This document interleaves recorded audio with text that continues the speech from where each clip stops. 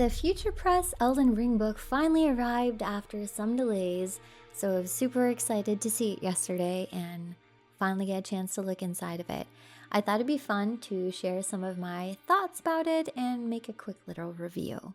First of all, this is not a lore book. It is definitely a strategy guide. An extremely big, detailed, meticulous strategy guide. And it feels like it was written for people who have already beaten the game, because very early on in the book, on page 40 out of 509 pages, they outline how to achieve each of the alternate endings, and they have this cute little flowchart on how to proceed to get to the ending that you want. The way it was advertised, though, kind of made it sound like they would have had more lore in it, but the actual lore is very minimal. The description of the book says that Volume 1 includes a dedicated lore section that summarizes and helps to piece together the game's enigmatic storyline. This dedicated lore section is overall like 4 paragraphs. It's a very small section of the book, and it gives, in their words, a very concise, practical explanation of the world history, but it's by no means anything really comprehensive. It's divided into 4 chapters. Chapter 1 is the system guide, which explains game mechanics. Chapter 2 is the world guide, which details all of the locations, the loot, and notable events in each area. Chapter 3 is the dungeon guide, which includes maps and instructions on how to proceed through each dungeon, along with boss strategies. And Chapter 4 is a quest guide, which outlines all of the NPC quests and how to complete them. I briefly flipped through all of the pages, reading a little here and a little there, and I was a little disappointed that there isn't more background on some of these places that I have questions about that were just really curious to me. But again, it's a strategy guide, so that is probably an unfair expectation for me to have to an extent. But take, for example, Windmill Village, because Windmill Village is very iconic and it really stands out from a lot of the other locations in the game.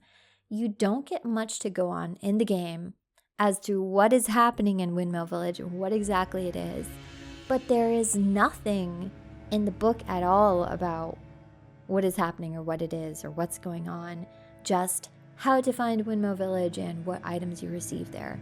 In that regard, the book doesn't really offer much narrative at all about the different locations you visit. The quest guide is phenomenal. It's extremely detailed, and it gives you a walkthrough on how to proceed with all of the NPC quests, all of their dialogue options, the items you receive for finishing the quest, and it even tells you what happens if you kill the NPC, which is helpful for me because I never kill the NPCs, and apparently that in itself can reveal some things about the character that you'd otherwise miss. The character descriptions are pretty basic though. They give a nice summary of their overall story, but I would definitely equate it to like the Spark Notes version of character summaries. There's a pretty cool section on different builds for your character, including which recommended weapons to use for that build, which Ash of War, spells and incantations to use, and which stats to put runes into, and it will give you a suggestion for what level your weapon should be upgraded to before attempting an area.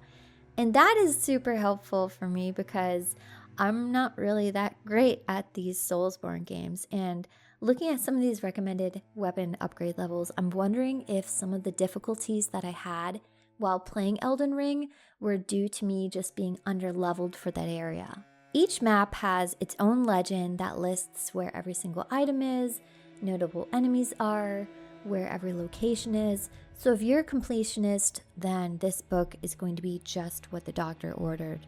And it's very well presented. It is so incredibly easy to follow and clear, all the instructions, the layouts. And a lot of these locations have a map layout of that level and where each item is located with a description on how to obtain it. So it would be impossible to screw up your playthrough if you were using this guide. Overall, it's a really amazing book. It's part 1 of a 2-volume set, and volume 2 says that it'll be about combat tactics, spells, weapons, and armor. So that sounds like it'll be more focused on how to turn you into an efficient killing machine. But volume 1 is going to be the book for you to get you through the map and making sure that no stone is left unturned. Anyway, I hope you guys enjoyed this review, and I will see you next time. Bye!